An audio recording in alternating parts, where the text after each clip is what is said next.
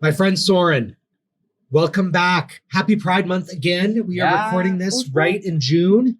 Happy Pride. Happy Pride. So today we're going to be talking about the self and the evolution of it. We're going to be talking about how do we figure out who we are and what does us mean, right? Like everybody in modern society is attempting to self-actualize, but they're attempting to achieve something that I don't think they themselves even know. We don't, I feel like, at least myself, I struggle to figure out who I am. And I seem like a very self-assured person, but like, I try so hard to figure out a concrete idea of who I am, but the reality is just that I'm very fluid, right? And I spend a lot of time trying to like figure out who I am, like how I want to behave.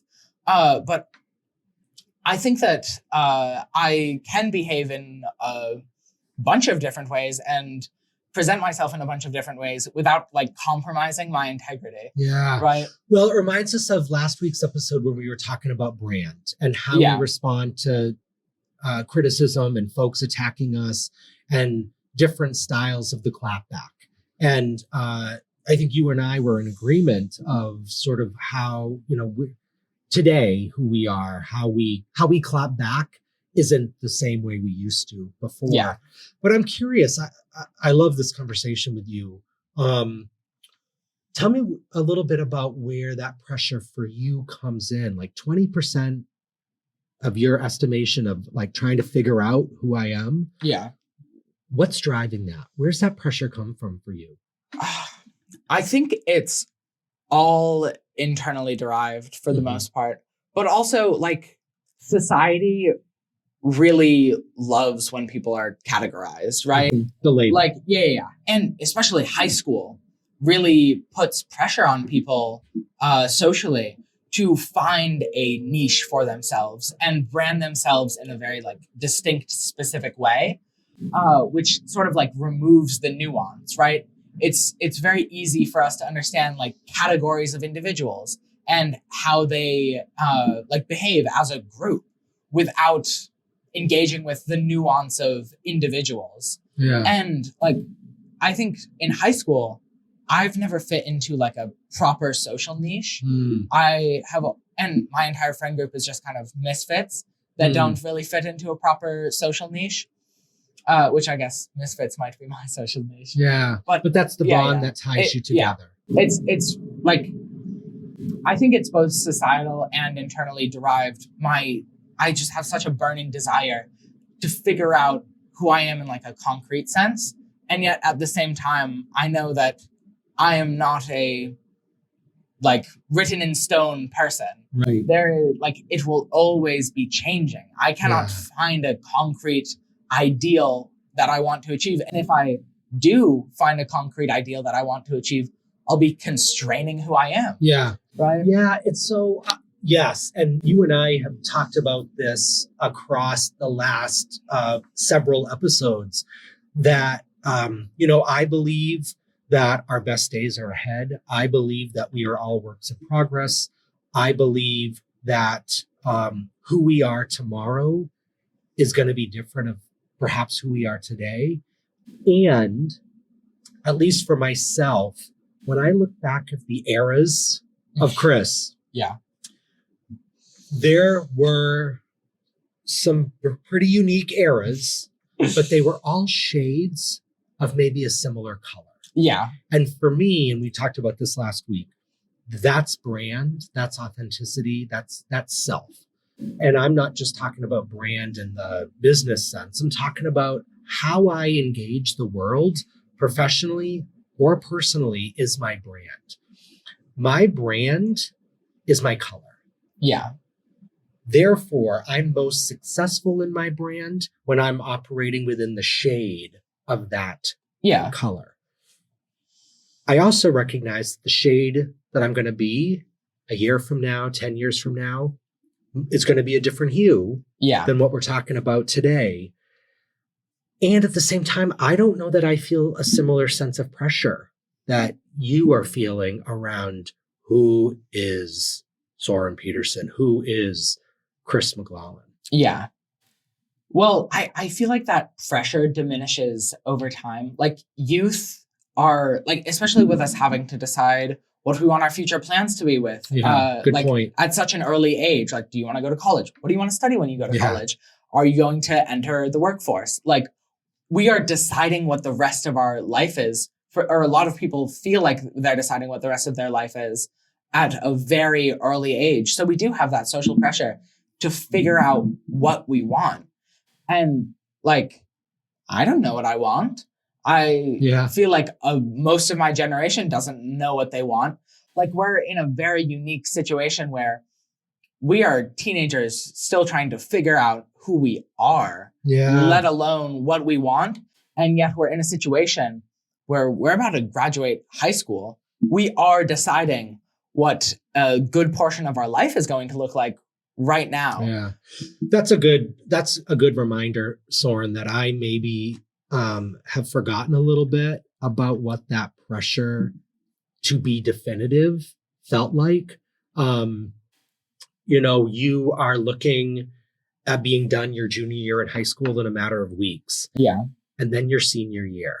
And all of that, now that I'm talking about it, I'm hearing your words, I'm kind of going back in time a little bit. Like I do remember this, talking about who's applying to go where. It's not just, are you going to college? It's where. Yeah. What are you going to study? Yeah. Back then it was, what's your minor going to be? Like you, not only did you have to define what you were going to major in, but there was this pressure to be like, what are you going to minor in? Yeah. It gets a lot. And I think like I am very lucky in the fact that I have intellectual aspirations. Like I want to achieve a certain ideal with my life. Like I know what I want to pursue academically at least. But like, I think also in that I know what I want to pursue academically, I'm even more lost internally because I don't know I don't know the Soren that I want to be to approach that, right? And I have aspirations, but how can I meld myself to achieve those, right? But also like, I feel like teenagers have all this pressure on them because they think that their decisions now are concrete. And I put a lot of emphasis on the fact that we're dynamic. Yeah. Things can change instantly. Yeah. The decisions that we make, yes, they have gravitas and yes, they will be impactful, but it's not like life or death. And if you don't know what you want to do, it's even more flexibility. Yeah. It's not like a crushing constraint. It's not a debuff. Yeah. It's a benefit, I think. Here's what I know. A couple weeks ago, you shared with our listeners some hard stuff about your own experience in mental health and crisis. And so, what you shared a couple weeks ago was just the reality for you at that time where you didn't see yourself having a future. Yeah. Now you're at this complete 180 place where the cliche, like the world is your oyster. Yeah. You are looking at going to big places and doing some big things. Yeah. And so maybe part of what you're wrestling with is the result of having that pause for so long when you were in crisis, for those years that you were in crisis. Yeah. And now you're in a better place, but the pressure is starting to sink in. Well, I think when I was in crisis, like I was afraid of making decisive decisions for my future, right? And so instead I crafted a future for myself where I wouldn't have to make any decisions, right? Right. And it was it's very comforting to know what's going to happen, right? Like with suicidality, you're in control of your destiny and you're in control of who you are, but like not really, but that's the illusion that it presents. And now I'm in a place where I have to embrace that uncertainty and jump into the abyss with a smile on my face rather than fall into the abyss with Screaming. a sense of, yeah. But like, I don't know, like I was saying, we're very dynamic, and I have tried so hard to convince myself that I don't need to create a sense of continuity with who I am. I can be whatever I'm behaving like in the moment, and that doesn't somehow compromise who I am long term. It simply adds to it, right? Yeah. Do you feel like I'm going to use your words, like your friend group is sort of the misfits, the youth who don't necessarily ascribe, or they're not welcome in some of the other fixed social strata of a typical high school? Do you feel like it's because your friends are who your friends are, there's a little bit more permission to be that fluidity, to not necessarily have to stay in this rigid social role of the jock or the cheerleader or the academic or any of the other groups? Well, like we find solidarity in our sort of like misfits. We're all to some extent like academic achievers that don't put effort into school, which you've talked about before. Yeah, much to your mother's chagrin, for sure. But like, I think it is a very unique social situation that has allowed me to be more open to the possibilities of the future. Right, because I don't feel like I used to really want to fit into a certain like social role. I used to desire so deeply like the comfort of that. And through that, I attempted to force myself into a variety of social roles. Like for a while, I was the gay best friend, or I was one of the boys, or I was like a druggie. Like I attempted to force myself into a social niche so that I could feel identity and feel community. But by forcing myself into those social niches, I felt even more lost because I was sort of divorcing myself from my own personality and adopting a new one so that I could fit in somewhere. Well, you were trying on a color, to use my example of shades. That wasn't you. You weren't authentic to you. And so I think when I talk with other youth about this idea of the social scenes and the cliques or the groups or whatever words folks want to use for them, you know, there's a pro and a con here. There's something really kind of nice about, okay, I'm in this role and now I just have to play this part. It's defined for me. I can be the stereotype of this image and it's written for me. I don't have to work at it. The downside to that is the rigidity of having to live in this role that no other shades, no other colors are welcome to you. Well, I feel like humans evolved to fit like a specific role in like a tribal structure. And now we're thrown into an environment where there's no designated role that we have to pursue. We can do anything. And that's scary, but that's also exciting. And like, I think about how like I want to find one thing that I am or can be, but I am all of the things that I have been and will be, right? Like I like to use the house metaphor that I came up with, but I guess Taylor Swift uses a similar one. That like I am a house. And throughout my youth, I have occupied one room at a time. Each time I move into a new room, it adds that room to my house. And I think growing up and gaining maturity is realizing that you can be in multiple rooms at a time. And like self-actualization is adding rooms at the same time that you're occupying your entire home. Right. You're building it as you're living in it. Yeah, exactly. And I love the house metaphor. And I'll give you credit for it. Because Taylor's Taylor's version of the house really is the rooms as her eras. Yeah. And Taylor gives herself permission to kind of come and flow through this house. What makes your analogy a bit more unique is this ability to exist simultaneously in different rooms. What I also love about your house metaphor, though, is this idea of foundation. Yeah. And it takes clearly a solid foundation for you to continue to build up and out this infinite number of rooms that you want to build in your house. But if your foundation is weak, your rooms collapse. Yeah, that's so true. And like, I think I have worked very hard I used to throw away my underlying personality traits in order to pursue whatever I was attempting to pursue at the moment. And I would totally change into like a different person to adapt to a different situation.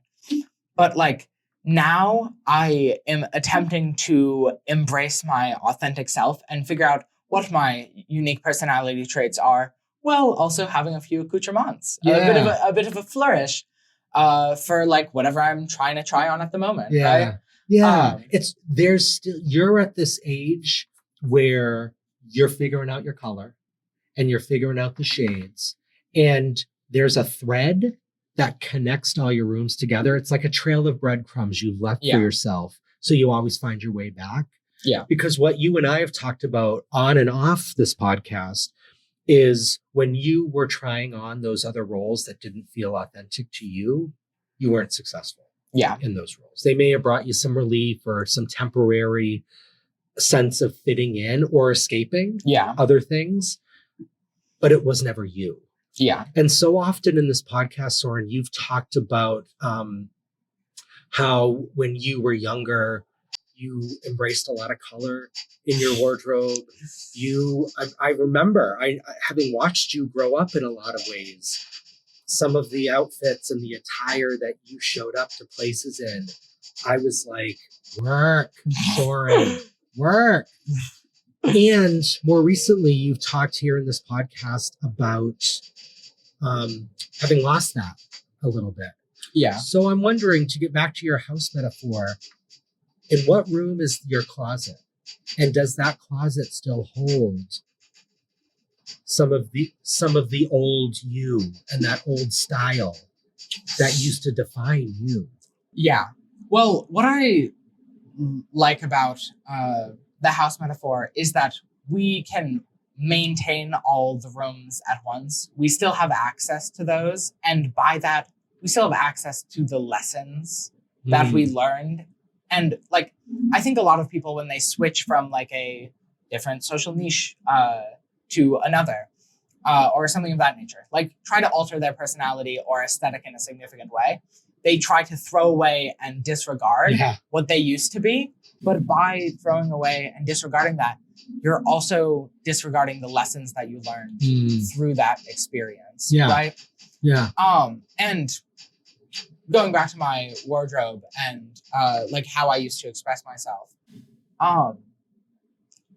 I don't know if I want to achieve that ideal again, because that's a scary way to present in modern society, to be honest. And I think like the way that I want to present myself now obviously encapsulates that to some extent, but also I've added onto it. Like now, honestly, I prefer like darker browns and greens. Yeah. Despite what you're wearing today. Well, I love this cardigan. Yeah. But like I like a more academic aesthetic. Yeah. And I don't know if I'll ever go back to the same level of color and vibrancy that I once was. But clearly, I literally, but to your it. point, you didn't trash and bag up and throw away everything that existed in any of your former rooms. Exactly. They're still there, and you can visit them, and you can bring them out from time to time, and you look amazing in it. Yeah. But you're not burning it down. Exactly. You're not burning a room down before you build or after you've built the next one. We can be multiple things at once. And I think I struggle with that a lot. Yeah. It's like, I always want to be not perfect, but like I don't want to be a hypocrite. I want to maintain continuity. I have like a very innate internal drive for like logic and like a concrete foundation and a very like hard and fast reality. Yeah. But a lot of me growing into myself is realizing that that isn't something that I can have, right? And it's not something that I want, really. Like, I don't want to trap myself in that way. And I need to become used to being all of the things that I am at once. Yeah. And being able to have a toolbox with all sorts of tools from all sorts of eras. Yeah. And maybe like to go back to this metaphor that you're using, and I love it, maybe instead of a toolbox, it's a key ring. Yeah. It's a ring of keys. Yeah. And each of those keys will unlock the lessons that you've been able to learn and take and experience from previous rooms. And you don't have to change the locks. You just need to remain in access to what those locks what's behind those doors. Yeah. You're articulating, I think, a hallmark of adolescence, of figuring out who I am, who do I want to be, what's worked for me and what hasn't. Yeah. And one of the many things I love about you and your friend group is because of the rooms you're all currently occupying, you haven't trapped yourself into being something you don't want to be. Yeah. You give each other permission and flexibility and freedom to keep building those rooms. Exactly. Yeah. It's something so important to be able to do, but also like we talk a lot about it's important to utilize these things, but it's very difficult to, right? Yeah. Like in the moment, I struggle with it so much, but then looking back, I don't understand why I'm struggling with this, because like all I need to know is like what I want in the moment to some extent and what I want my plans to be. I need to only dictate my behavior rather than dictating who I am, right? Like by behaving in a certain way, we are not somehow defining who we are internally. We are just defining how we behave externally. Yeah. And we're all evolving. Exactly. And so part of the act of building new rooms is trying new stuff out and being open to exploring other elements of our humanity. Like that's the ability to get to the top of that Maslow triangle that is self-actualization, is one, ensuring that all these other human needs have been met. Yeah. So that we can play in that sandbox at the top of the triangle. But it's also not a complete burning down of the foundation of that triangle. Yeah. I kind of have distaste for the idea of self-actualization, because self-actualization sort of like as a phrase is very singular in what it has you infer. Whereas it's not a singular pursuit to be like self-actualized. It is a constant pursuit of what you enjoy. How can you make life better for you and those around you? Like it's self-actualization moves around and is in the present. It's not a fixed place in the future, right? Yeah. And I think we always get stuck running towards something that we don't know where it is, right? We're just on a treadmill going towards some ideal, pursuing frivolities, when self-actualization is in the now. Yeah. It's not in the future, and it's means very different things from moment to moment, right? Yeah. It's when we let the pressure that we're feeling, when we let the pressure win, for me, that's the definition of the treadmill. Yeah. Like running for running's sake. And if I stop, this the belt's gonna throw me back against the wall. So I've got to keep my legs moving, even though I'm exhausted. Yeah. Wow. I feel like this is one of our deeper conversation. I love talking about stuff like this because like it's like in my eyes more surface level philosophy, but it's so engaging and human. Like this, we're not talking about like raw logic, which is what a lot of philosophy is. Yeah, we're talking about irrationality and how to pursue ourselves, right? Yeah. This isn't something that can be logically parsed out. It's not a mathematical theorem. Yeah, right. Well, and that's part of our brand, and it's part of the brand of the Inspired Insights podcast, is that there's excitement in the what if. There's excitement in the what could be. Totally. Yeah. I totally agree. Yeah. Well, listeners, if you've stuck with us through this one, thank you. I'm Chris McClellan. I'm Soren Peterson. And we look forward to joining with you for our last episode of season 1. My goodness. Next week. Yeah. Look forward to it. Take care. Bye. Bye-bye. The Inspired Insights podcast has been brought to you by Inspired Consulting Group, LLC. Edited and produced by Amanda Seidel. Music by Derek Herder. Copyright 2024, all rights reserved.